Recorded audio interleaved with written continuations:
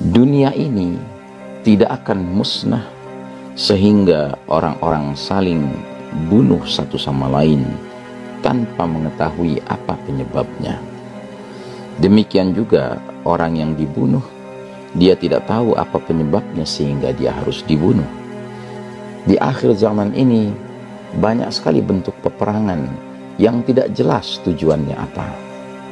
Jika sudah menyangkut bioweaponry, kita tahu sekarang ini banyak bentuk-bentuk pembunuhan melalui suntik misalnya, telah berhasil membangun opini, mindset bahwasanya apa yang mereka produksi ini adalah untuk kebaikan manusia.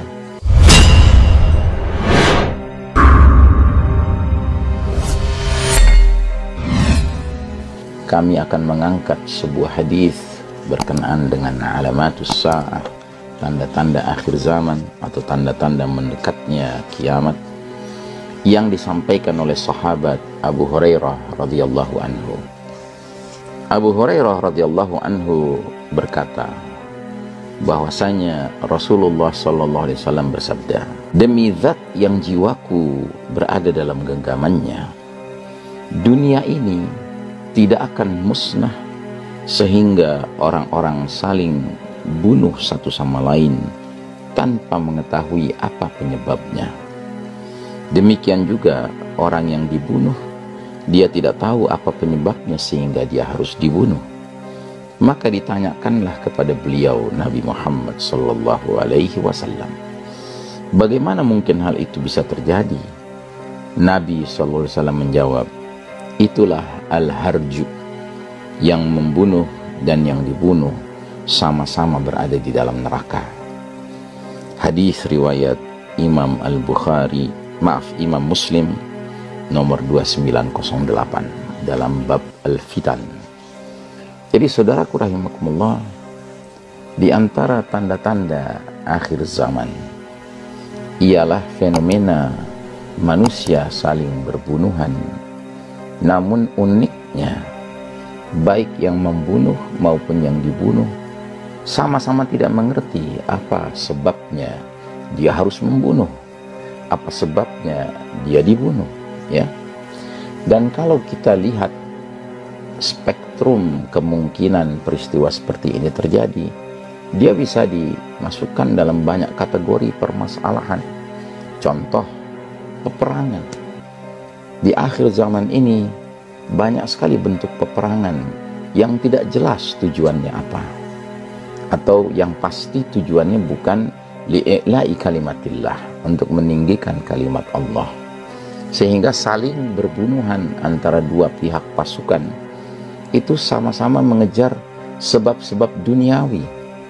Nah, sudah barang tentu bentuk pembunuhan di sini menjadi suatu perkara yang besar sekali kemungkinan pembunuhnya maupun yang dibunuhnya sama-sama masuk neraka. Jadi ini fenomena yang sangat banyak terjadi, terutama semenjak kita hidup di babak yang paling kelam dalam sejarah umat Islam ini, babak kepemimpinan mulkan jabriyatan, para penguasa yang memaksakan kehendak mereka. Zaman di mana sistem iman dan tauhid sudah tidak tegak lagi, tetapi justru yang tegak adalah tatanan kehidupan yang berfondasikan kekufuran dan kesyirikan. Sehingga berbagai bangsa seolah-olah berlomba-lomba membanggakan kebangsaannya masing-masing, nasionalismenya masing-masing, bendera kelompok suku etnisnya masing-masing. Padahal di dalam Islam ada larangan dari Nabi SAW. Man qatala ala asabiyatin, barang siapa yang berperang di atas bendera fanatisme kelompok, mau itu kelompok karena suku kah, etnis kah, karena kesamaan profesi kah, atau apapun, asalkan bukan karena Allah Ta'ala, maka ini adalah bentuk kematian yang sia-sia. Na'udzubillah min dzalik. Karenanya saudaraku rahimakumullah, kita harus waspada. Di zaman seperti sekarang ini, apapun bisa terjadi berkenaan dengan proses pembunuhan atau yang dibunuh, ya. Contoh lain lagi adalah mereka-mereka yang pekerjaannya menjadi hitman. Hitman itu artinya pembunuh bayaran. Orang yang menjadi pembunuh bayaran adalah seseorang yang bekerja karena dibayar. Dan kerjanya apa? Membunuh, mencabut nyawa manusia. Na'udzubillah min dzalik. Ya, walaupun hakikat pencabutan nyawa itu hanya bisa terjadi atas kehendak Allah Ta'ala, dan yang melakukannya adalah malaikat maut. Tapi ini, profesi hitman ini, pembunuh bayaran ini, dia tidak perlu mengetahui apa perkaranya si target yang dia bunuh ini, apa persoalannya. Dia nggak perlu tahu. Yang penting dia tahu data-datanya, identitasnya, alamatnya, lokasinya di mana, kebiasaannya apa, dia pelajari, ya kan, kemudian dicari peluang untuk bisa membunuhnya. Nanti selesai dia laporkan kepada yang menyuruhnya, lalu yang menyuruhnya itu akan memberi bayaran. Dan kadangkala bayarannya itu besar sekali, ribuan dolar, puluhan ribu dolar kadangkala, tergantung jenis manusia yang menjadi sasaran target pembunuhannya. Sementara yang dibunuh juga berada pada posisi yang bukan berarti dia orang baik-baik saja. Boleh jadi memang yang dibunuh itu orang yang sudah banyak juga melakukan kejahatan-kejahatan, ya, sehingga dia punya musuh, yang musuhnya itu tidak suka dengan dirinya tetap bisa berkeliaran dengan seleluasa begitu, ya. Nah, jadi saudaraku rahimakumullah, ini juga salah satu bentuk, ya, fenomena akhir zaman, yaitu pembunuhan. Itu. Bahkan yang tidak kalah mengerikannya adalah jika sudah menyangkut, ya, bioweaponry, pembunuhan dengan menggunakan senjata biologis, ya. Kita tahu sekarang ini banyak bentuk-bentuk pembunuhan melalui suntik misalnya, ya, sampai ada istilah suntik mati, ya, suntik mati. Nah, kita benar-benar terutama kita yang tidak mengerti sains di balik biologi, kimia, ya kan, atau chemistry, kimia, ini kita tidak tahu. Padahal boleh jadi apa-apa yang sedang digalakkan justru sesuatu yang berpotensi mendatangkan kematian.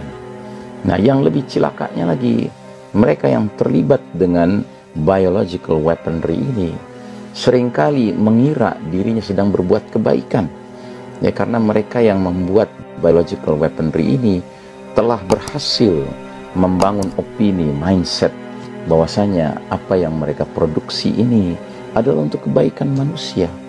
Dan ini yang diibaratkan di dalam surah Al-Baqarah ayat-ayat awal, ya, jika dikatakan kepada mereka la tufsiduna fil ard, jangan berbuat kerusakan di muka bumi, mereka malah menjawab innama nahnu muslihun, sesungguhnya kami ini orang-orang yang berbuat kebaikan, perbaikan. Na'udzubillah min dzalik.